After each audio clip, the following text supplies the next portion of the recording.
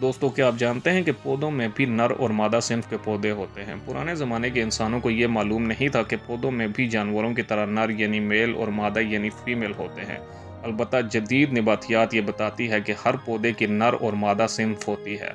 हत्ता कि वो पौधे जो यक सिन्फी होते हैं, इनमें भी नर और मादा के इम्तियाजी अज्जा यकजा होते हैं। जैसे अल्लाह पाक कुरान में फरमाते हैं कि हमने आसमान से पानी बरसाया और इसमें हमने मुख्तलिफ इक़साम के पौधों के जोड़े पैदा किए जो एक दूसरे से जुदा होते हैं। और एक और जगह इरशाद फरमाया कि इसी अल्लाह ने हर तरह के फलों के जोड़े पैदा किए हैं। दोस्तों, आला दर्जे के पौधों में रिप्रोडक्शन की आखिरी पैदावार इनके फल होते हैं। फल से पहले फूल का आखिरी मरहला होता है जिसमें नर और मादा अज़ाई यानी स्टेमन्स और ओवियल्स होते हैं।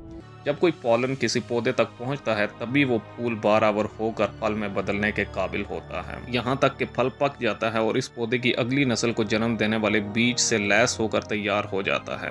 लिहाजा तमाम फल इस अमर का पता देते हैं कि पौधों में भी नर और आज़ा होते हैं। ये एक ऐसी सच्चाई है जिसे कुरान पाक बहुत पहले बयान कर चुका है। दोस्तों, पौधों की बाज़ अनवा में गैर बारावर यानी नॉन फर्टिलाइज्ड फूलों से भी फल बन सकते हैं जिन्हें मजमूई तौर पर पार्थिनोकार्पिक फ्रूट कहा जाता है। इनमें केले के अलावा अनानास, अंजीर, माल्टा और अंगूर वगैरह की बाज़ इक़साम शामिल हैं। इन पौधों में बहुत वाज़ेह सिन्फ़ी ख़ुसूसियात मौजूद होती हैं। जैसा कि कुरान मजीद में इरशाद है कि हर चीज़ के हमने जोड़े बनाए हैं।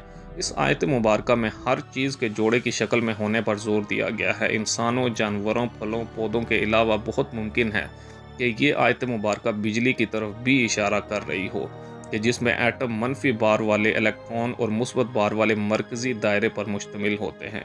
इनके अलावा और भी बहुत से जोड़े हो सकते हैं। जबकि एक और जगह अल्लाह पाक इरशाद फरमाते हैं कि पाक है वो ज़ात जिसने जुमला इकसाम के जोड़े पैदा किए, वह वो ज़मीन की नबातात में से हों या ख़ुद इनकी अपनी जिन्स यानी नूह इंसानी में से या इन अशिया में से जिनको ये जानते तक नहीं हैं। दोस्तों, यहाँ अल्लाह पाक फरमाते हैं कि हर चीज़ जोड़ों की शक्ल में पैदा की गई है जिनमें वो चीज़ें भी शामिल हैं जिन्हें आज का इंसान नहीं जानता और हो सकता है कि आने वाले कल में इन्हें दरियाफ्त कर ले।